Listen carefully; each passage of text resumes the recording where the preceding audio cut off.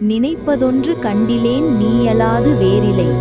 நினைப்புமாய் மறப்புமாய் நின்ற மாய்கை மாய்கையை அனைத்துமாய் அகண்டமாய் அனாதிமுன் அனாதியாய் எனக்குள் நீ உனக்குள் நான் இருக்குமாறு எங்கனே.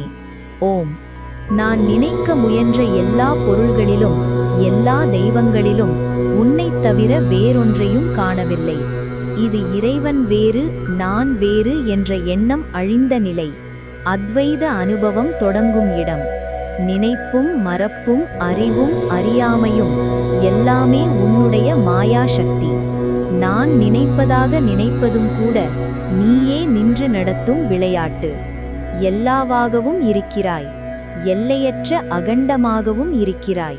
தொடக்கமில்லாத பழமையானவனாகவும் அந்த பழமையிற்கும் முன் இருந்தவனாகவும் இருக்கிறாய்.